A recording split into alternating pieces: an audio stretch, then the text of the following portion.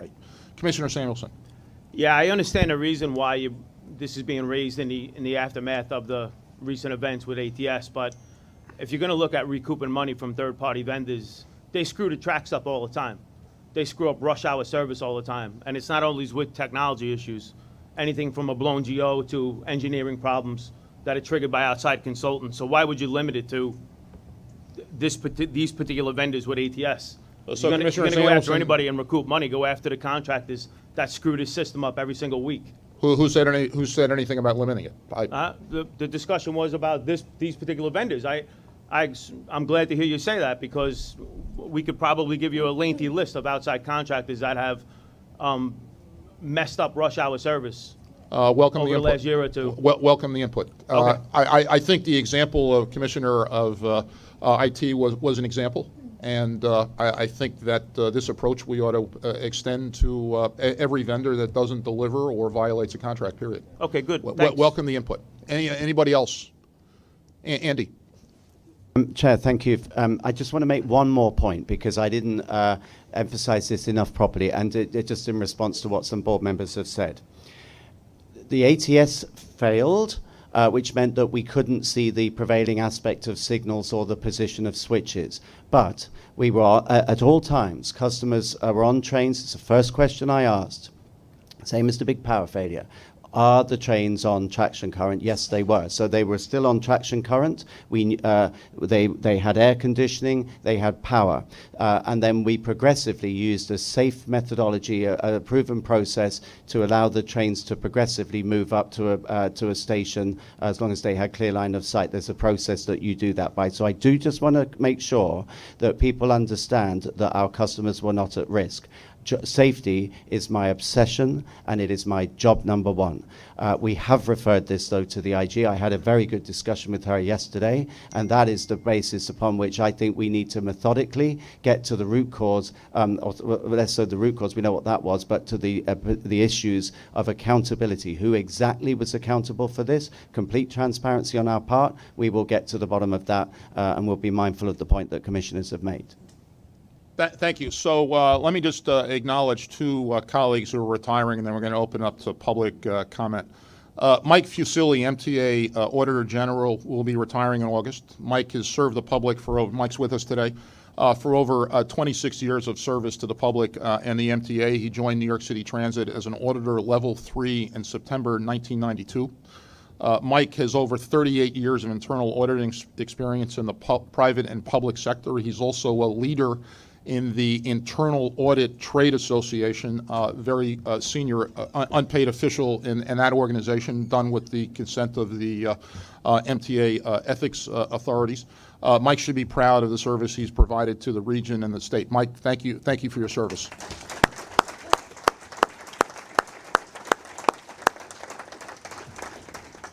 Mark Hoffer, Vice President and General Counsel at MTA Long Island Railroad, is retiring this month. I've had the privilege of working with Mark when he was at the Port Authority, when we were at the Port Authority together, and now at the MTA.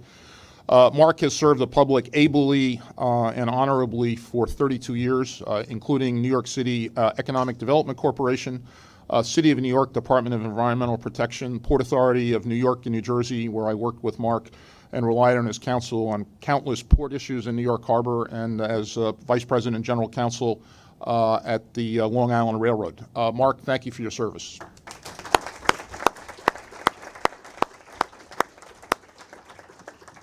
Lucille, over to you, please.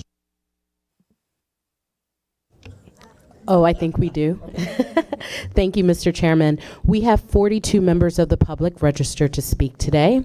But before we begin our public comment period, I want to remind everyone that your safety is our first priority, and therefore ask you to follow the following procedures. In the event of an emergency, 911 should be called. If an alarm sounds, wait for a public address announcement and follow instructions.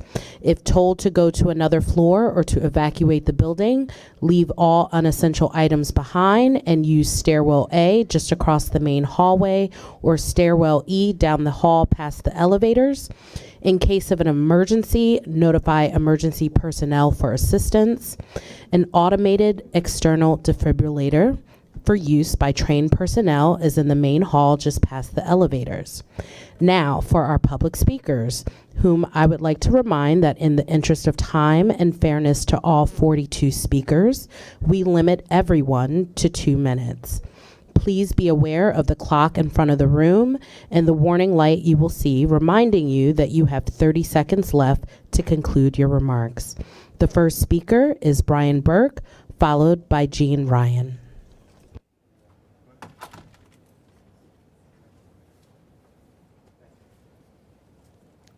Good morning. My name is Brian Burke. I was hired as a train operator in February 2001. I spoke 2 months ago to the New York City Transit Committee meeting here, bringing allegations of fraud being committed by your Department of Law against me, specifically an employee, Daniel Chu. When I also Kristen Nolan and their boss is Eamon Foley.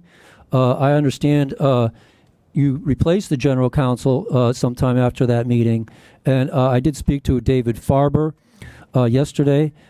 He seems to be interested in perhaps resolving some of these issues of this ongoing fraud, this wage theft that this board claims to be so interested in, which includes wage, overtime, vacation, sick, and differential theft. I do have an injury on duty, which I showed was committed by Transit Authority. The attorneys wrote this article, which was highly defamatory, not just to myself, but to the board.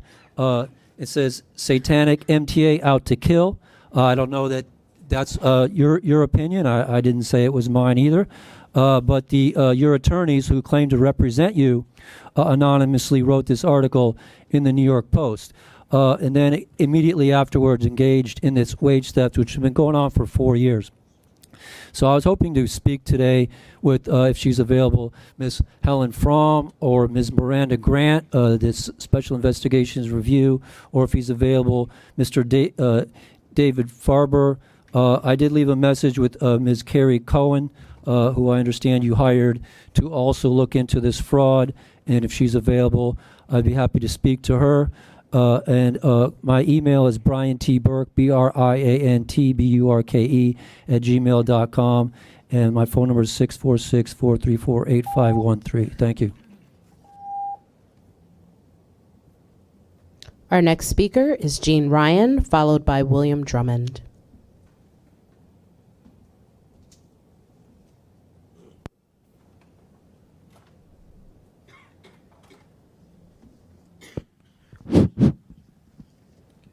Jean Ryan. Yes.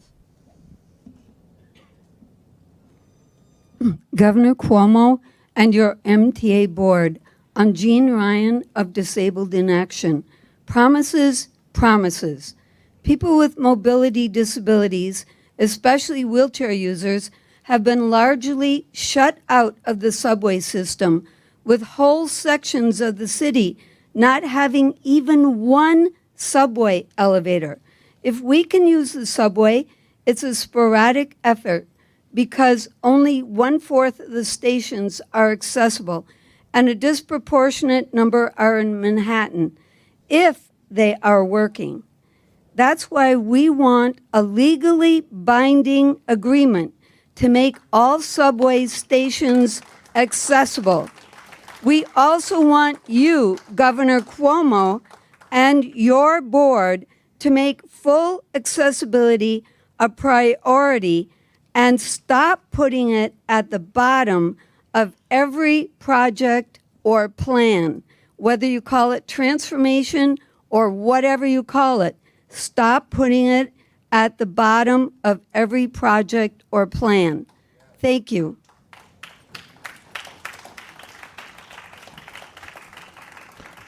Our next speaker is William Drummond, followed by Tony Utano. Good morning. My name is William Drummond, Vice Chair Conductors, Member Progressive Action in Local 100. Last night I got called, conductor got spit in the mouth. Spit in the mouth. Everybody imagine a loved one of yours being spit in the mouth. And she's not the first one. 4 conductors this month. Our president spoke about it. Been spit on this month. 4 assaulted this month. And I love this town. And I love working. I love being a conductor. And most of our memberships love their jobs and they're proud of the jobs. But this is out of hand. Use the same logic you just used with ATS. Catastrophic. All the concern that you're putting into this training, which just happened, put it into your workforce. Imagine your family. Somebody's going to die. A conductor's going to die. A train operator's going to be killed. A station agent's going to be killed. A track worker, somebody's going to be killed. And what are you waiting for? You got some smart people here. Get together and find out how to protect us. I'm a conductor. I open and close doors. I make service announcements. I make sure our commuters get safely to their destinations and terminal. What are your responsibilities? Y'all have expectations of me and my colleagues. Do you have expectations of yourself? What is your responsibility to us and our workforce? And I say to the advocate groups here, if we're not safe, you're not safe. Because we call the cops, we call the EMTs. So all this is great. This is a great city. I love this town. I love the MTA. It's amazing to me that this thing operates every day. And now it's just amazing to me. But you just talked about Facebook and Google and their workforce. You're nothing without your workforce. So start thinking about your workforce before someone's killed. And their blood is going to be on your hands because I said it here. Thank you. Our next speaker is Tony Utano, followed by Rachel Faust. Thank you, Mr. Chairman, for giving me the opportunity to make a few comments on the reorganization plan. I'm Tony Utano. I'm the president of Transport Workers Union Local 100. We represent thousands of transit workers responsible for the operation and maintenance of this city's economic lifeline, our bus and subway system. I have read the recommendations of the reorganization plan, so I'll get right to the part where it says that you in this room must slash 2,700 jobs across the MTA covered system. While it appears that the job cuts are aimed at administrative titles, I want to state clearly today that these cuts cannot come from the workforce we represent without tremendous consequences. Take a look at what happened to our system just in the last week. A blackout on the west side. Transit crews got out more than 3,000 riders safely off the trains to the nearest station without one injury or mishap. Bus operators drove without traffic signals. Last Friday, computer meltdown shut the IRT line during rush hour, 90 minutes, with thousands of people on the trains.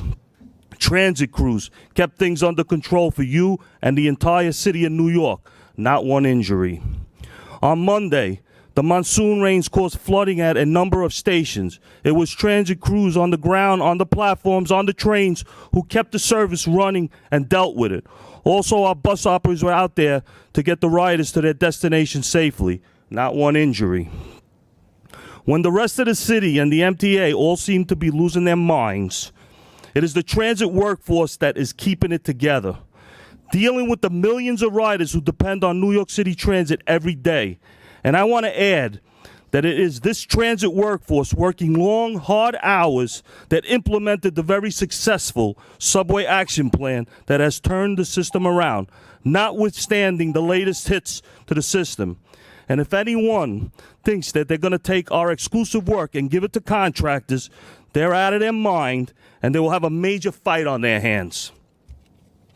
But I'm also here today to talk about another incident, actually 3 incidents that received very little attention, but should be a major concern to everyone in this room and City Hall. 3 of our conductors, Sir, please kindly incidents conclude your in remarks. different boroughs suffered disgusting vital assaults to their persons and to their personal dignity as human beings, all on the same day this past Monday. Sir, What happened without kindly provocation? conclude your remarks to be Passengers fair spit to in other their speakers. face 3 times in one day. These are not isolated incidents, and more of our members are suffering these sickening indignities, and it has to stop. Sir, please kindly conclude your remarks. What is the to answer? Be fair to other speakers. You have to do whatever it takes, because it's your responsibility to protect the workers. Thank you.